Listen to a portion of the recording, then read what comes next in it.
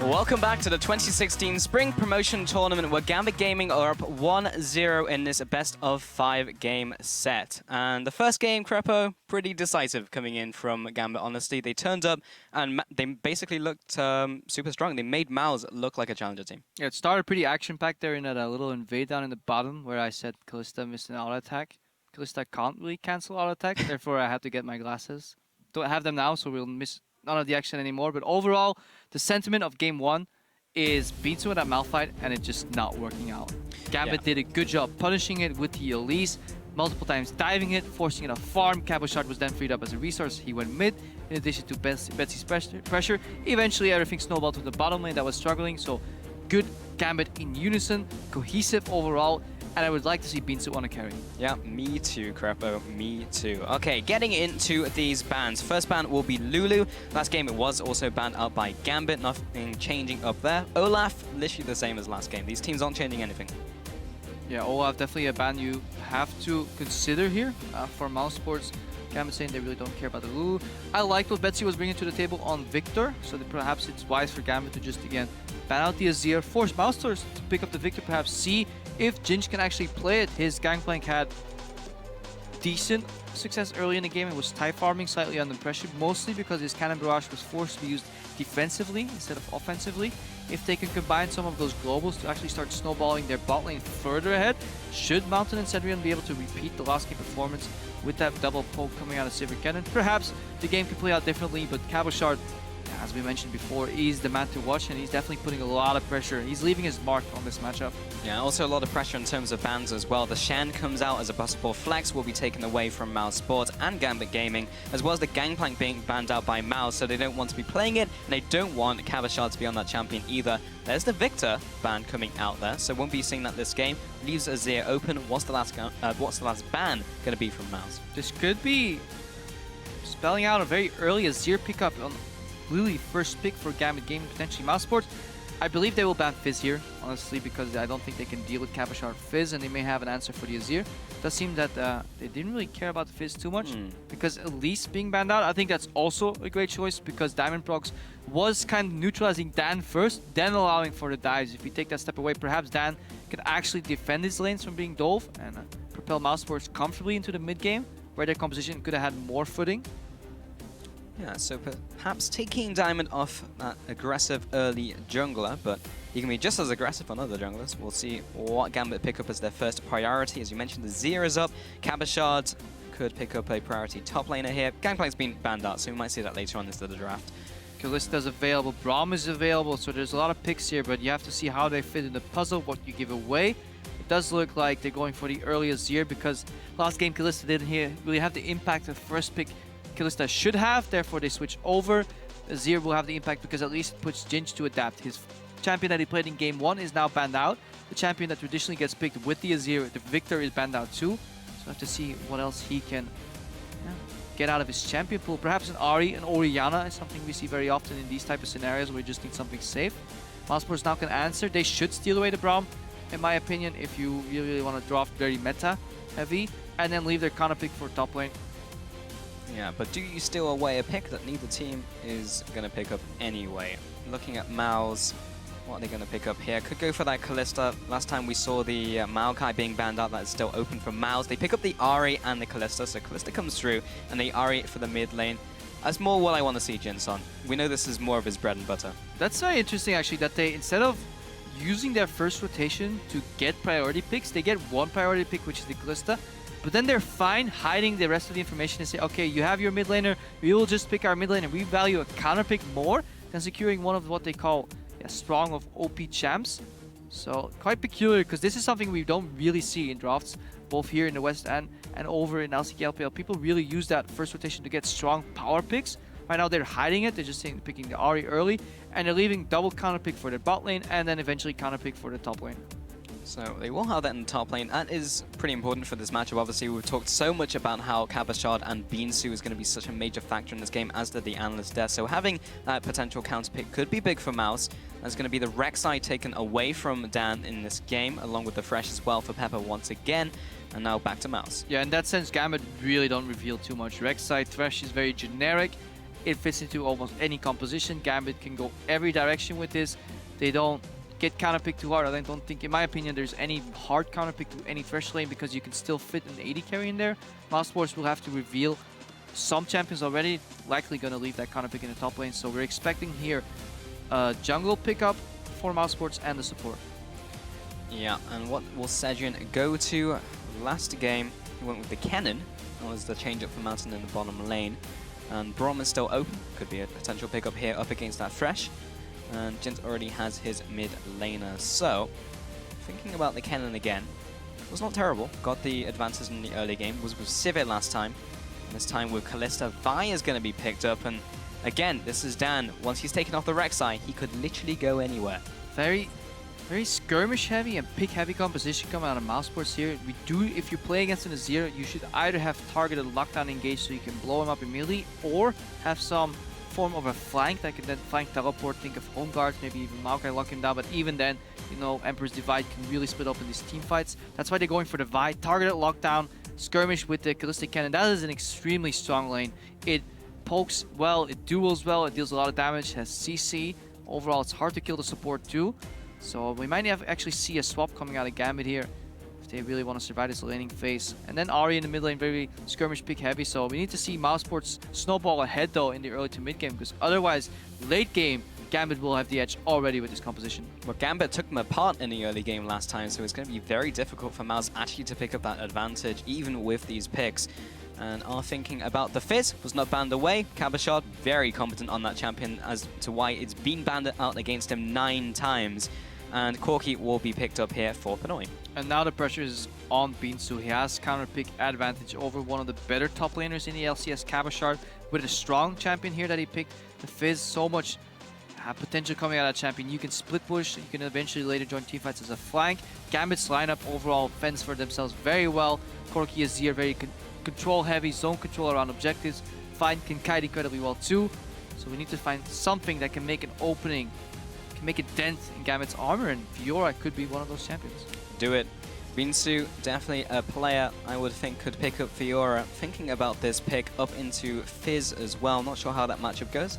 Only seen a little bit of Fiora on these recent patches, but most teams trying to figure that champion out. Is very, very strong. Remember, now it does % true damage and goes for the Malphite.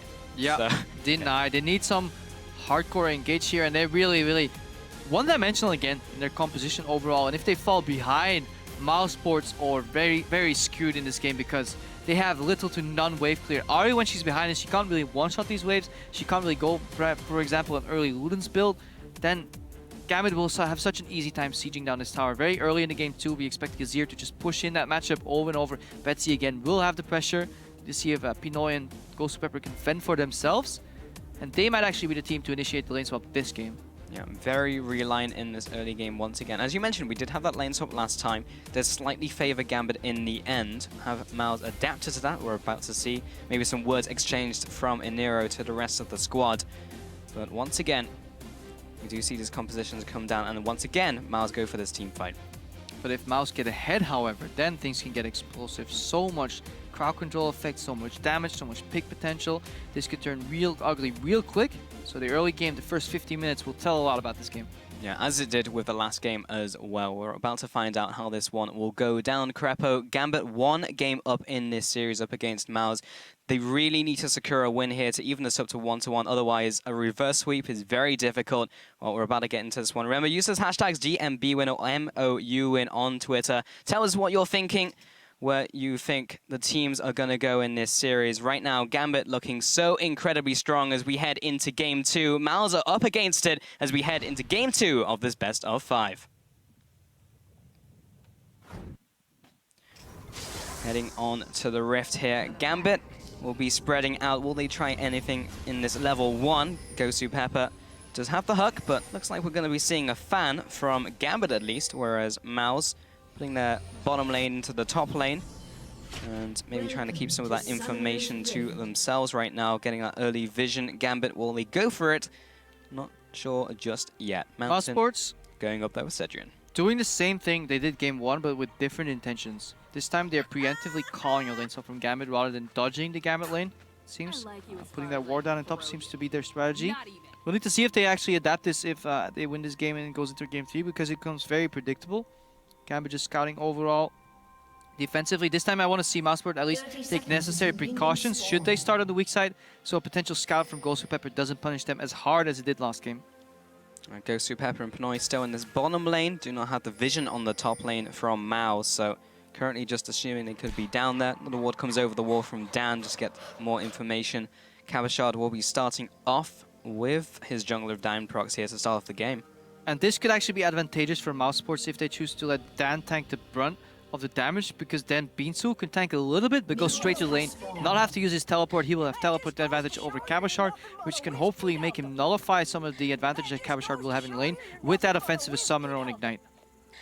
And Pinoy and Pepper will be going for these Krugs, and maybe Mountain and Cedric will be as well. Interested to hear the Crepo, whether they get the seal of approval from you. Yeah, if this actually ends up in a reswap, obviously right now we are poised to end up in a traditional swap. But a lot of shenanigans possible from mousesports if they really want to match these lanes eventually. So they will find themselves a little bit surprised that Gambit did opt for the traditional lanes overall, because Ken and Kalista is not a lane that you really like having in the lane swap. You really want to duel 2v2 with that. Taking down these Krugs. Quick fashion, then going top fighting. No enemies, because Pinoy will walk into the bot lane. So lane swap coming out. Let's see which one of these teams have mastered the art of EU West lane swapping to the West. Oh, Gambit showed they were a little bit ahead of Mouse in the last game. See how the rest of this one pans out. Cabashard will be trying to tank up some of these just a little bit before he goes back and teleports to lane. But Beansu and Dan doing the exact same thing on their side of the map. So we're just seeing the AD carries pushing the bottom lanes here. A couple seconds until we really see anything resolve. Yeah, Gambit actually slightly ahead, pushing quicker. The double jungle went a little quicker. Cabashard peels off as we expected traditionally in a 3v0 lane swap. He will join and get the wave bounce back to him. Instead, we see Beansu and Dan. No, they're not going for the double jungle, so Beansu eventually does peel off. But he's, again, a step behind. Slower than Gambit Gaming, so Gambit can really tear this tower apart. Let's see how quick that wave can bounce, because Beansu can't afford to fall behind again against Cabashard. Really, not especially since we have this summoner mismatch as well. These lanes equal out with them ever against each other, and there's a level advantage in addition to an aggressive summoner, then Beatsa will be in trouble. Yeah, pretty dead Malphite, but he's going to head into this top lane. Now only start waiting on this turret. Bottom lane, Gambit have already made short work of this. Is down to around 40%, so they should be getting this. Another wave is now coming in, so next push should be enough to take down this turret. In the top lane, only just now getting it to 50%, around about the same time. Just have the mini wave coming in now. Yeah, mousesports pushed the first initial few waves slower, but then obviously had a bigger stack. That's why their turret is going down a lot quicker. As Gambit, they have to slow down. Gambit seems to actually have failed the bounce. That's why they're pinging the wave. Looks like they're going... No, okay. Read that wrong from the minimap. I thought they failed it, and they pinged the wave and said, okay guys, we have to really quickly kill this wave. Looks like they did get the bounce perfect. Same for mousesports, so very, very standard start overall. Wave gets bounced, Beansu gonna pick this up and just arm back into this game. Yeah, Beansu again getting all that gold from the initial turret. Last game did the same. Did not do all that much for him, honestly, as we got through the game. Cabashard just kind of got big and ran all over Mouse. So need to stop that from happening once again. He's already ahead in farm, but not too much. Seju now coming into the bottom lane. Has been sighted out by that ward, placed in advance by Gambit. Heading into this bottom lane now. Mid lane, again, first time mentioning this lane as lane swaps, all about the side lanes and the junglers. Mid lane, just carry on as normal. Cabashard did something really smart here because he saw both AD carry and support heading his way. Instead of keeping the lane frozen, he just takes as much CS as he can before they arrive, essentially pushing the wave backwards. But he knows if Sedu and the Mountain really want to pick up the farm, they will end up pushing the lane backwards anyway. So he just wants to get as much experience safely as he can. A good adaptation there. Now Beansu sniffing out how many people he's actually playing against. Also Pepper goes from behind, walks in the mini wave. It's a good attempt to punish Beansu for farming, but this time he's careful enough. He's zone of the farm, however, 2v1. Cabashard knows that the same thing is going to happen to him, so he initiates the lane swap yet again. Probably going to see the Gambit bot lane push in and go down the bottom lane. They do sacrifice Dragon Pressure for this. And Mouse will happily pick up that first one. As we headed into playoffs, they had secured 80% of the first Dragons out of Challenger. And definitely prioritize those as we head into the finals as well. But this one will be going over to Mouse. Look at how 4 members from the Gambit lineup are migrating to the top lane. This is the textbook reply to sacrificing the bottom part of the map and giving away the dragon to get more CS, more farm, and more experience overall. Binsu is not picking up anything. Cabochard is already in position to again let this wave bounce back from the tower if he so chooses to, or just straight up trade the tower for Dragon. mousesports a bit of a step behind. They're now pushing down the bot lane tower. So in essence, people will get equal amounts of towers, but there will be more experience and more pressure, more vision on the side of Cabochard, and that is advantageous for Gambit overall. Yeah, now it's going to take a little while to push in this one. Has gone back, picked up the Vamp Scepter. Hasn't revealed all that much about these builds, honestly. Kind of to be expected. That will be going to Bilgewater Cutlass.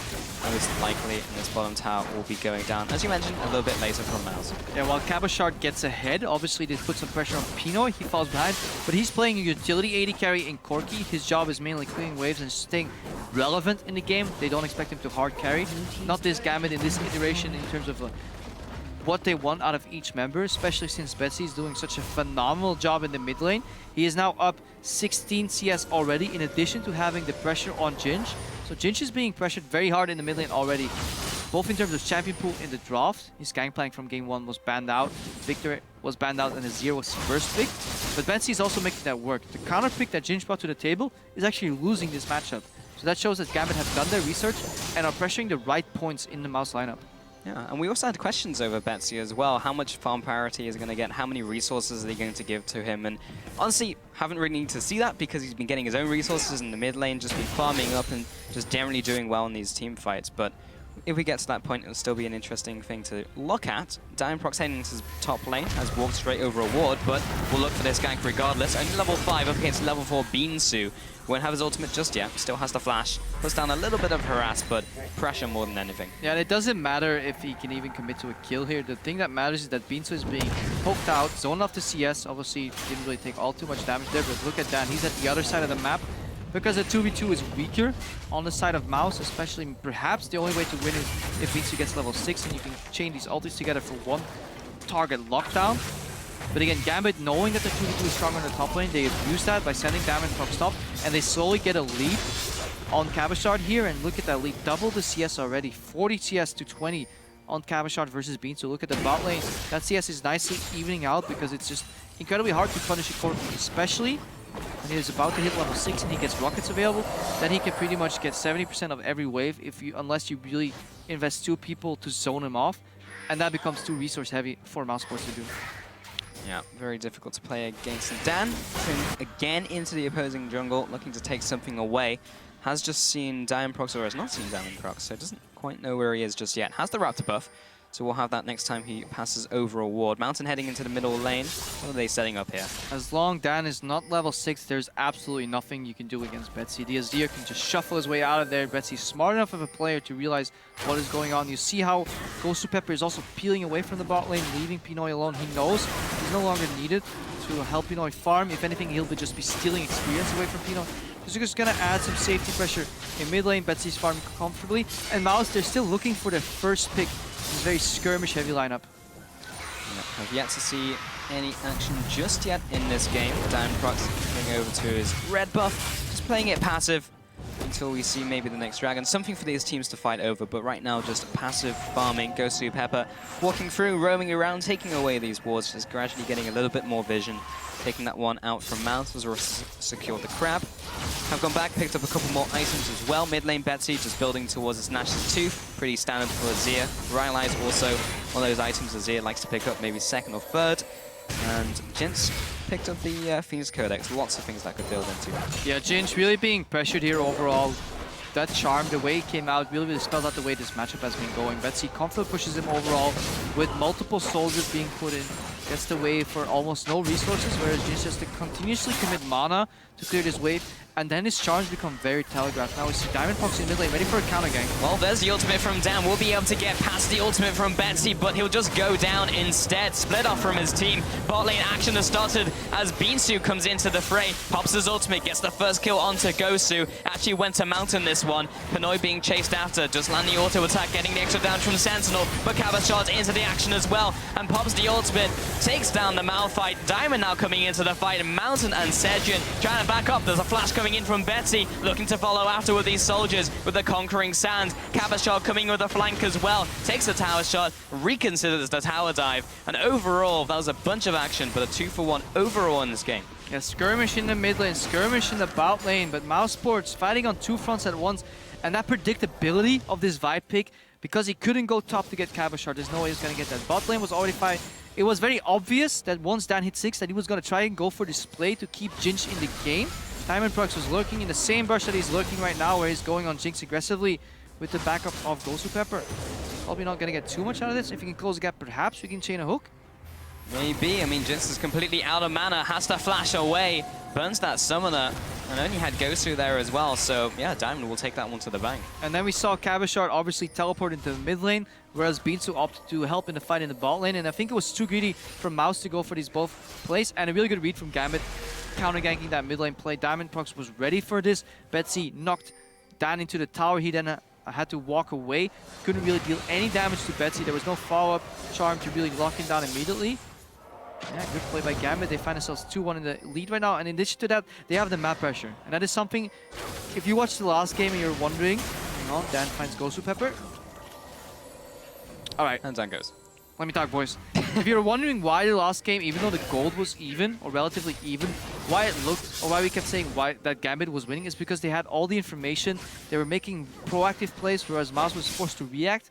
Games tend to just stay relatively even in terms of gold, but what you don't track is the experience and just how much information teams get to play with. In addition to that, Gambit had the first 2 dragons as well. That is something you don't really see in the gold values necessarily. Mouse looking up to actually do the same thing this game, picking up 2 dragons, but we might actually see a reaction fight here. Diamondprox is ready to go in for potential steal. Well, there's the Ren stacks, and it's just going to be a fuss bomb over the wall, just a kind of half-hearted attempt at a steal. But Cabashot was off in the top lane, and he didn't have teleport, so Gambit weren't looking for anything more than that. Yeah, and Dan got chunked to 20%, so this leaves mid lane open for Azir and Corki. Really good siege champions overall. Corki can poke, Azir can poke you out and take the tower if there's anybody in the lane. But there literally wasn't anybody left. Mouse committed so hard for this dragon, something we expected them to do in this series.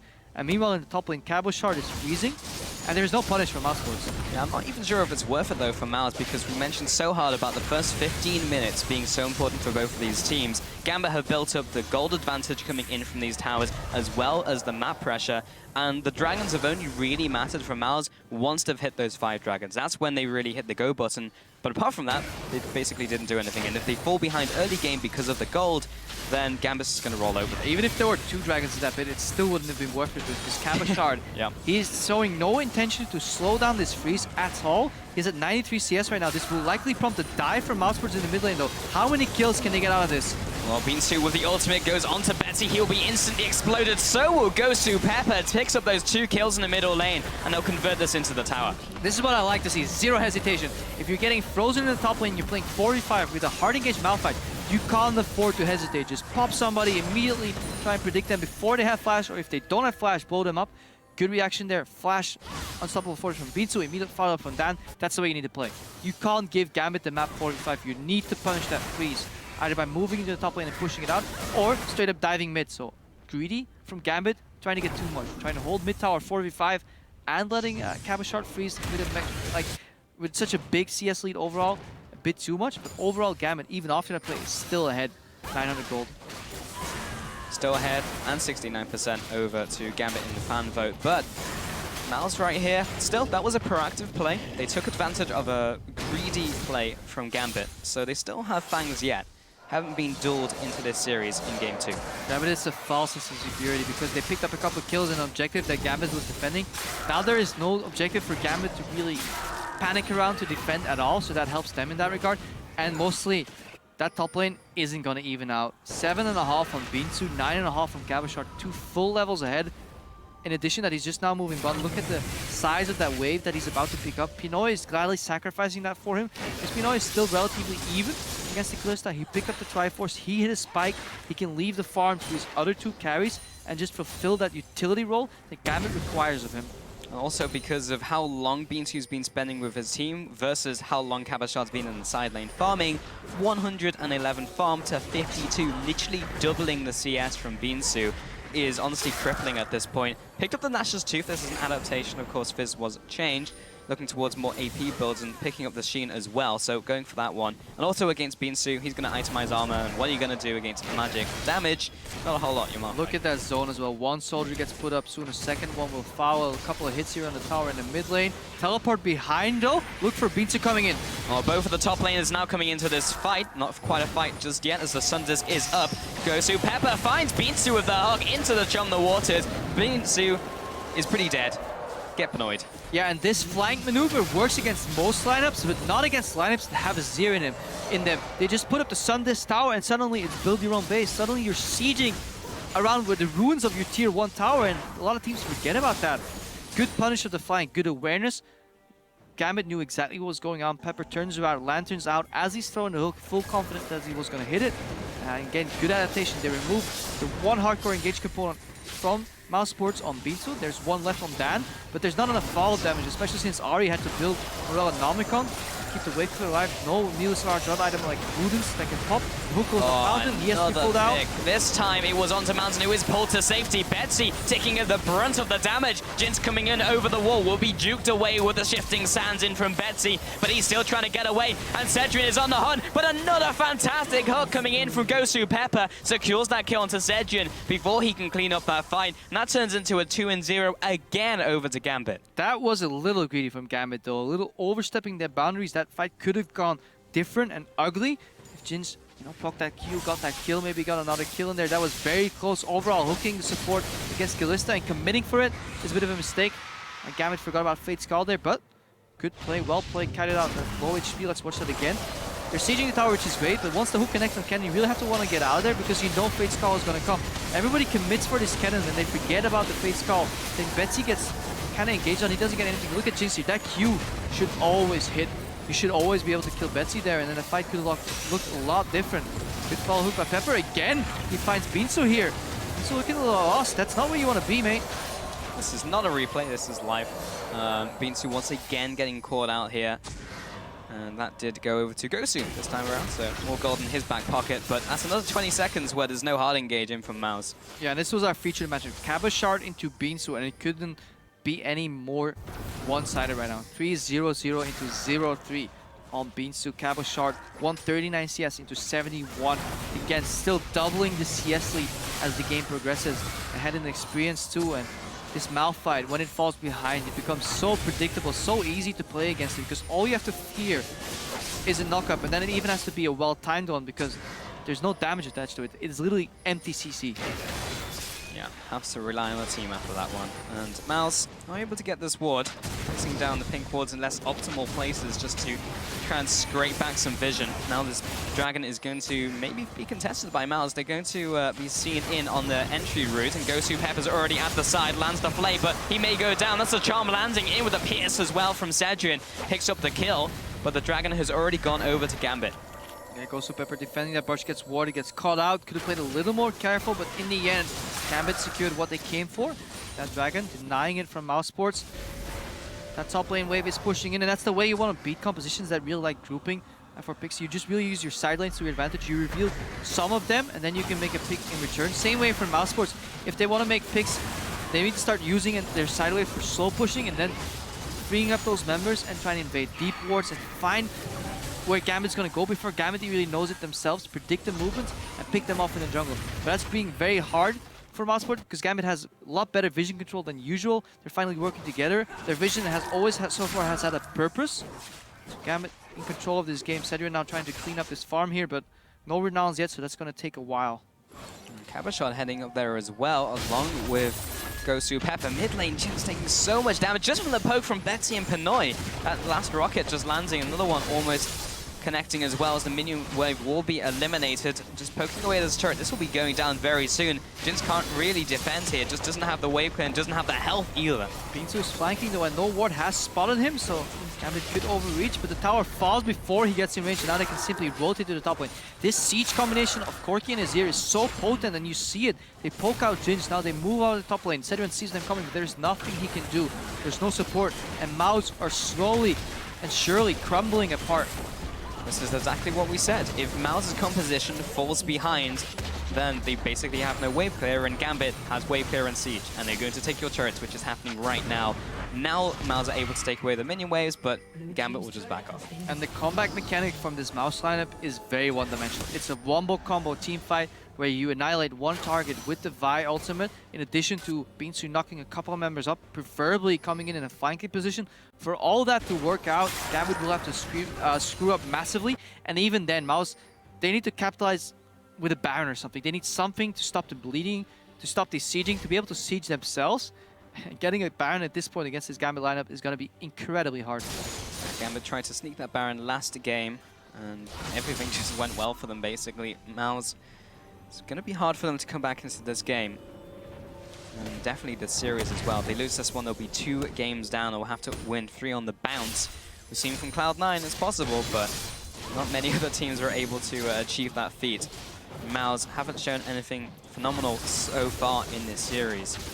But there's still time. Jint's taking away this blue buff right now. Has picked up the large rod and the home guard, so just hunkering down in their base. Very, very clear for Gambit who has the farm priority. It is Cabochard number 1, Betsy second, and Pinoy is a very far and distinctively placed 3rd place. He has to yield so much side lane farm because all they expect for him to do is right now is put some pressure with rockets, join with the team, use that Triforce Spike in the mid game to get a big enough gold advantage, to get global gold, to make up for the farm that he loses. It's working well for Gambit overall though.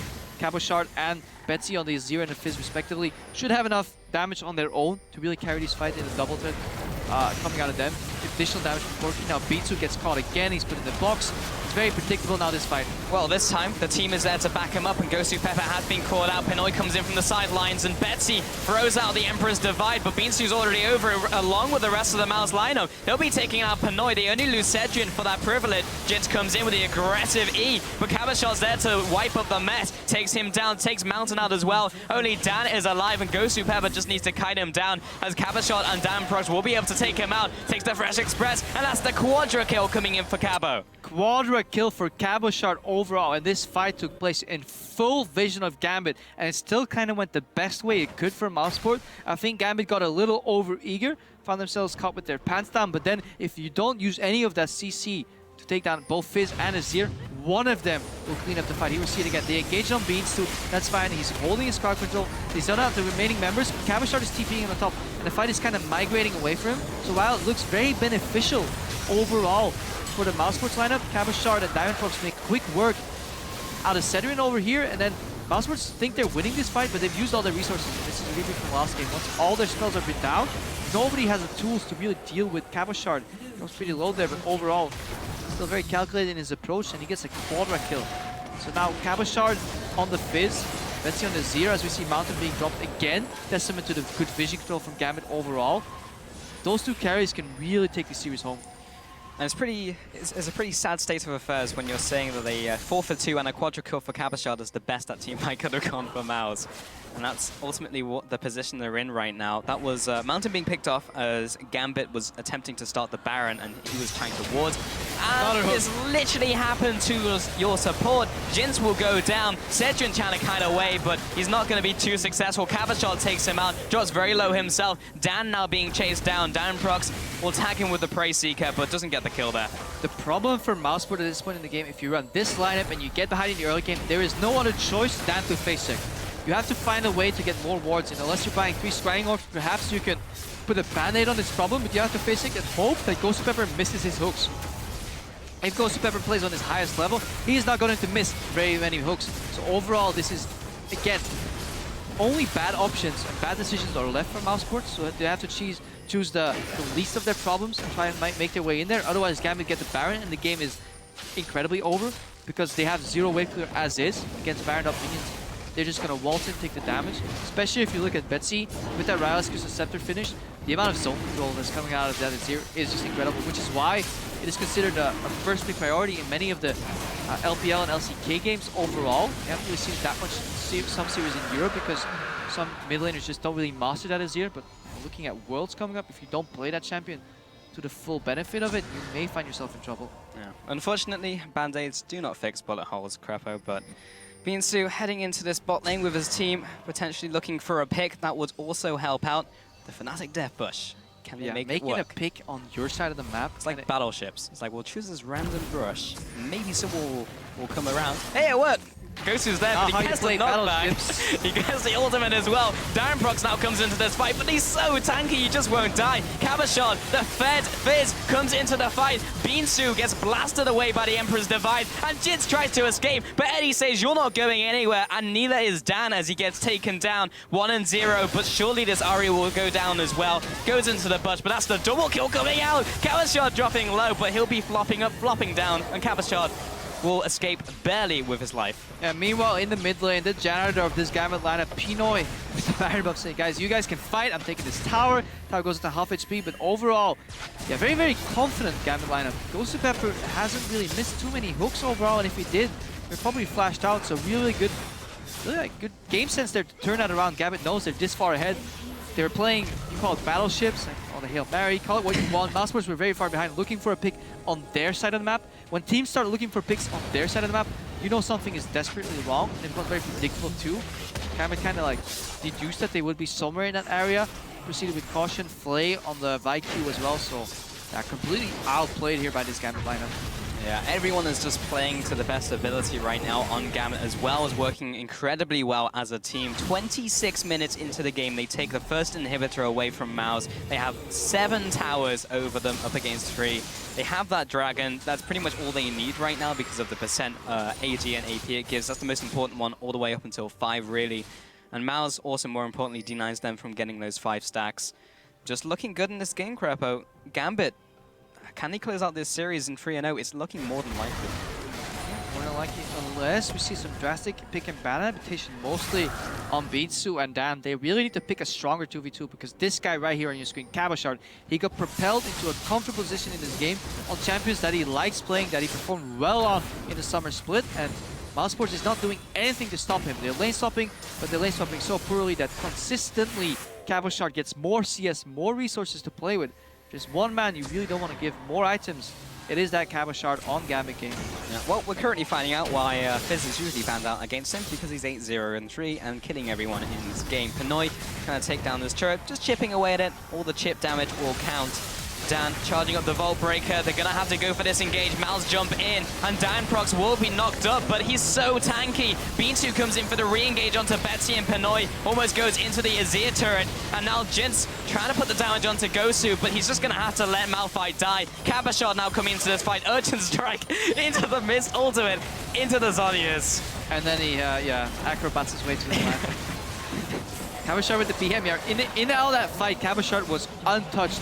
He had, as he displayed there for all of us, ulti still available, didn't need it. Sonya still available, didn't need it. Playful and Trickster still available, didn't need it. So overall, Gambit comfortably winning these team fights. That's another inhibitor down. Just gonna base, make it 3, and then just set up for the 3rd game of this series overall. mousesports are not impossible to come back. They need a couple of fantastic team fights, and some Gambit members really, really sleeping on the job.